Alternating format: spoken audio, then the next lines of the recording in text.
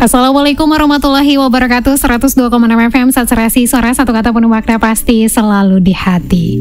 Mengudara dari Studio 1 Lantai 2 Gedung Star FM di Jalan MD Lama Penyambungan. Pagi Madinah pagi.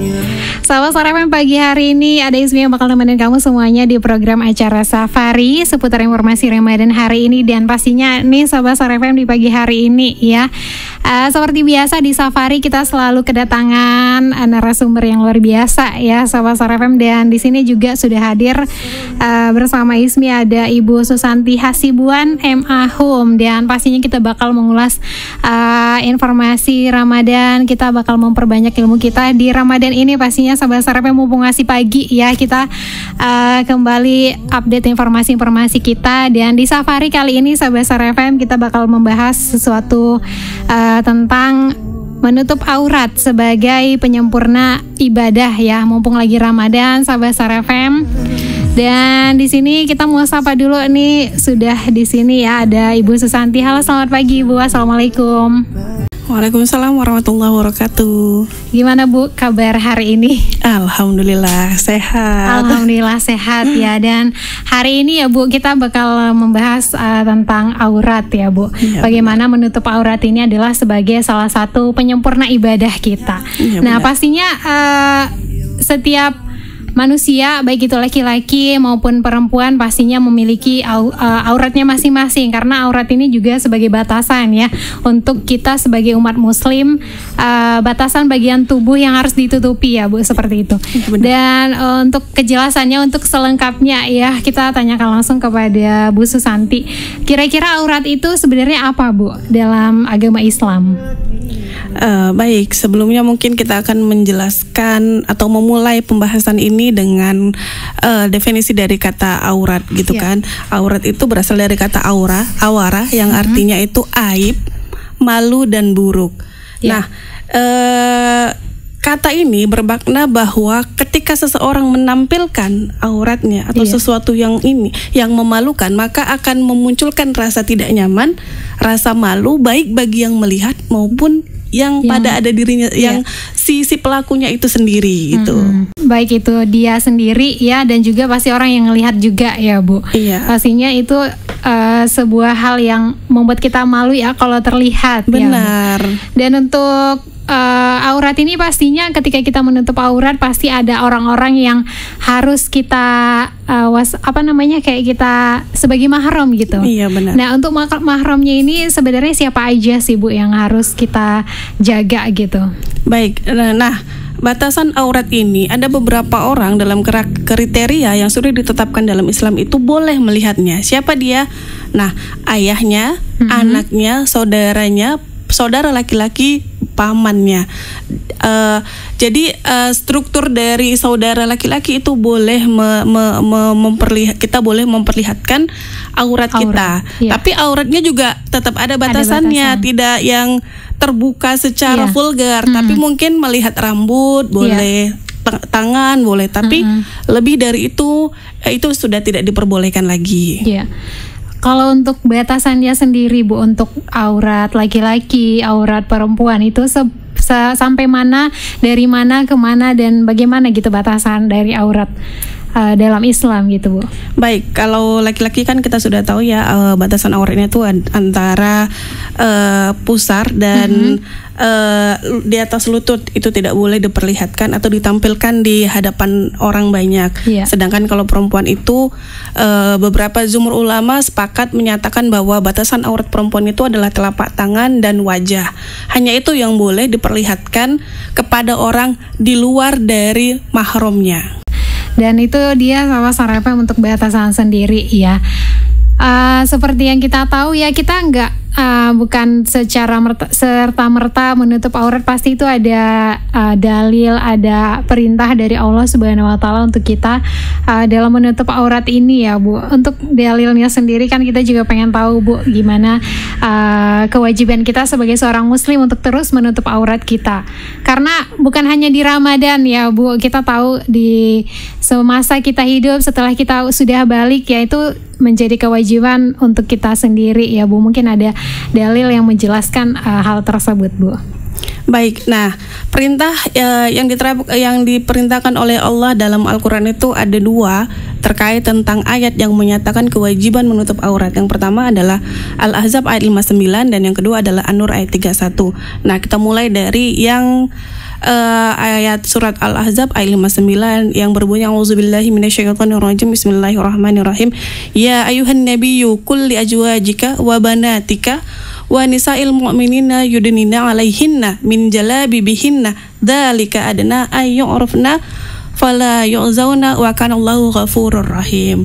Yang artinya, hai Nabi, katakanlah kepada istri-istrimu, anak-anak perempuanmu dan istri-istri orang mukmin, hendaklah mereka mengulurkan jilbabnya ke seluruh tubuh mereka. Yang demikian itu supaya mereka lebih mudah dikenal karena mereka untuk mereka tidak diganggu, dan Allah adalah Maha Pengampun lagi Maha Penyayang. Dan satu lagi Bu untuk laki-laki. Oh, ini sebenarnya bukan hanya untuk laki-laki. Oh iya, iya. Walaupun perintah ayat Al-Quran ini memang pada awalnya untuk perempuan, karena pada saat itu sebelum ayat ini diturunkan, perempuan Muslim itu kan sebenarnya Rasulullah ingin membuat perbedaan antara perempuan Muslim dengan perempuan Yahudi. Karena memang menutup aurat atau perintah menggunakan jilbab ini sebenarnya sebelum agama Islam hadir itu sudah dilakukan oleh orang-orang sebelumnya. Orang-orang Yahudi itu sebenarnya sudah menutup aurat, tapi perspektifnya berbeda. Kalau orang-orang Yahudi, mereka menggunakan jilbab yang terulur itu panjang ke belakang, tapi dadanya terbuka, jadi kayak pendek gitu loh, yang kayak segini ya kan. Nah itu ada juga di dalam An-Nur ayat 31 yang menyatakan tutuplah dadamu dengan kerudung. Jadi kalau dalam An-Nur ayat 31 itu penggalan maknanya yang menyatakan tutuplah dadamu dengan kerudung, sedangkan di Al-Ahzab adalah ulurkanlah jilbabmu. Jadi beberapa ulama menyatakan bahwa jilbab di sini adalah pakaian yang menutup aurat dari ujung rambut sampai ujung kaki.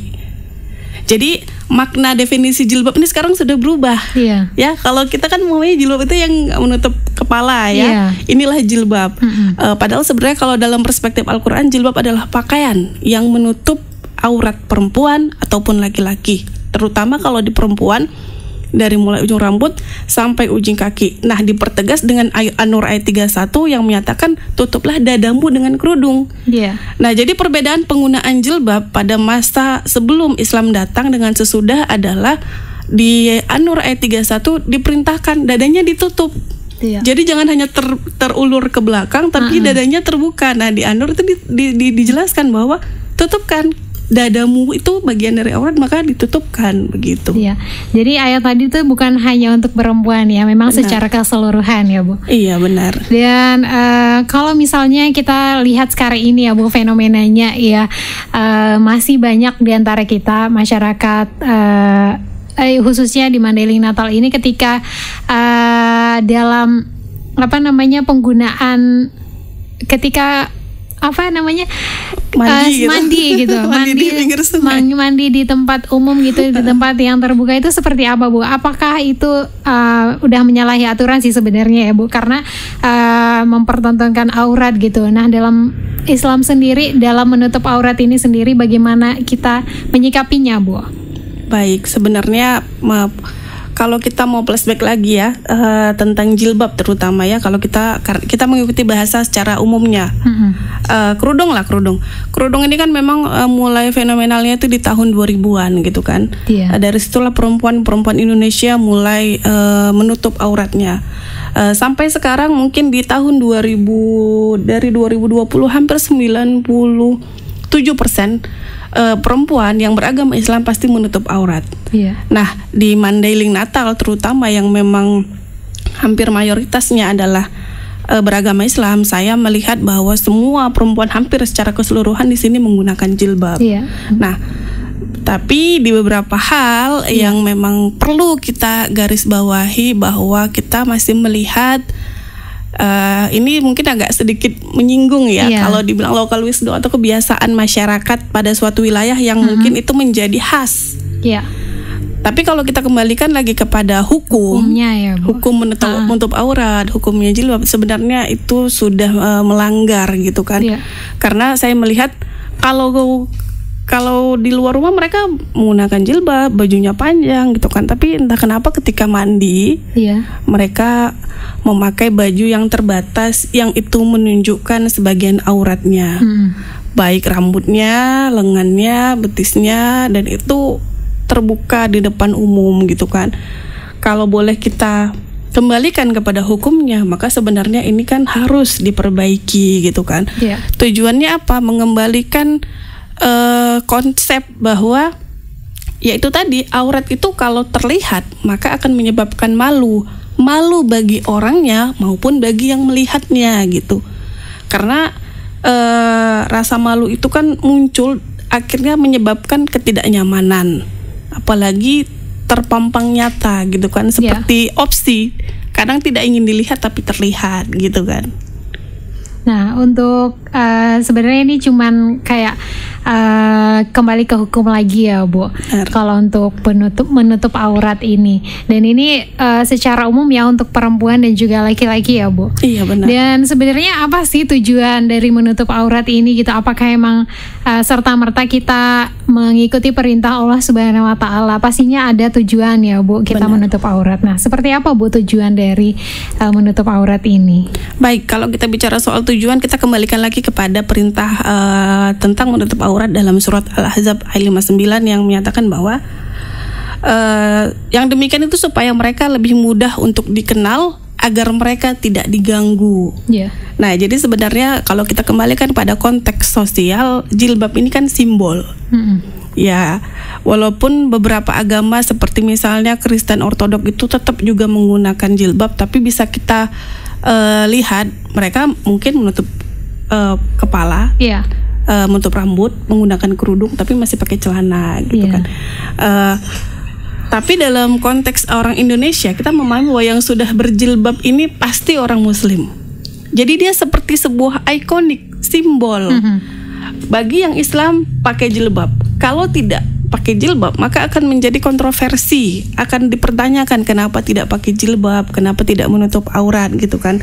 Sehingga untuk menyatukan kita dengan komunitas kita sebagai Muslim, maka pemersatunya adalah jilbab, agar kita mudah mengenali dan menandai orang. Kalau misalnya ketemu di jalan gitu kan, sudah pasti dalam pemikiran kita kalau dia menggunakan jilbab, kalau bajunya tertutup, berarti dia adalah orang Muslim, orang wanita Muslimah gitu. Selain itu, selain untuk mudah dikenal, agar mereka tidak diganggu.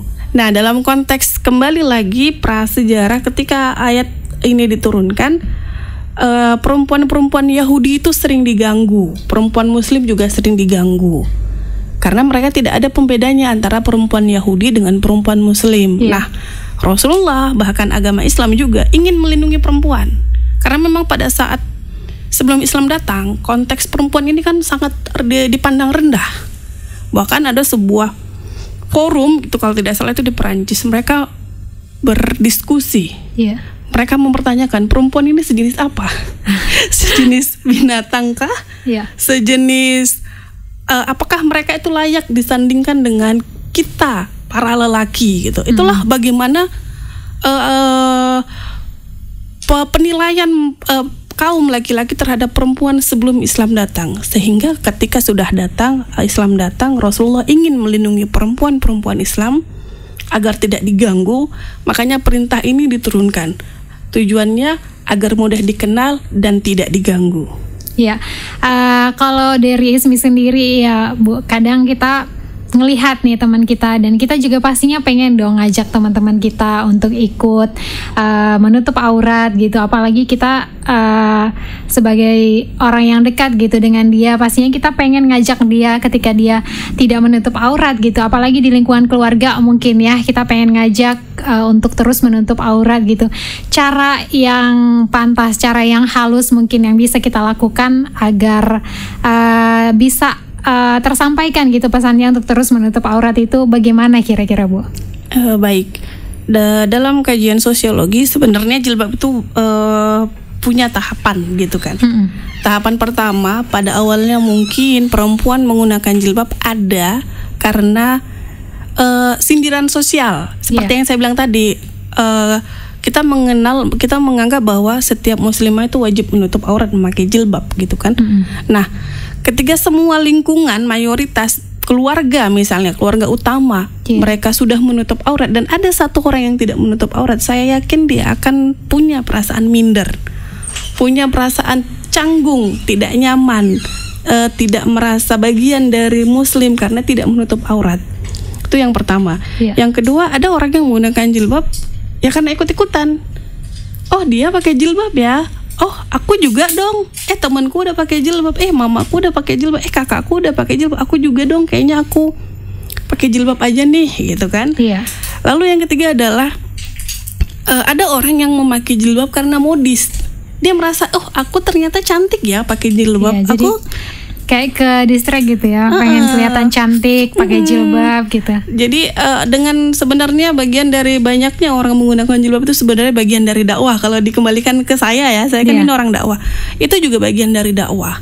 Mengajak walaupun secara tidak langsung, hai ayo pakai jilbab, malulah aurat nih, bla bla. Itu kan kadang beberapa karakter itu tidak menerima ya.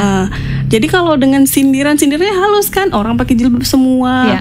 Mungkin dia melihat, oh kok orang cantik ya pakai jilbab, kok anggun ya, kok manis ya, gitu kan. Oh coba aku kayaknya mau nyoba deh, bagus juga nggak gitu. Nah itu adalah bagian dari proses dakwah dengan yang baik, yang hikmah, menyentuh perasaannya gitu. Iya, sahabat Star FM, kita jeda sebentar ya. Nanti kita masih ngobrol-ngobrol mengenai menutup aurat ini sebagai penyempurna ibadah, apalagi ini di bulan Ramadan. Sahabat Star FM, jangan kemana-mana. Kita jeda sebentar, tetap di program acara Safari seputar informasi Ramadan hari ini.